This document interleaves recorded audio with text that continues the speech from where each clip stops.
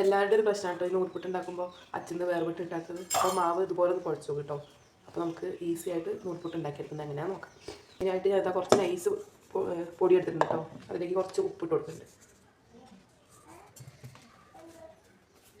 ഇതിലേക്ക് നല്ല തിളച്ച വെള്ളമാണ് ഒഴിച്ചു കൊടുക്കുന്നത്.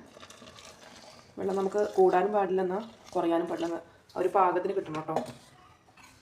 ഇത് നല്ലോണം മിക്സ് ചെയ്ത് കൊടുക്കുന്നുണ്ട്. അപ്പോൾ ഞാൻ കുറച്ച് വെളിച്ചെണ്ണ ഒഴിച്ചു കൊടുക്കുന്നുണ്ട്.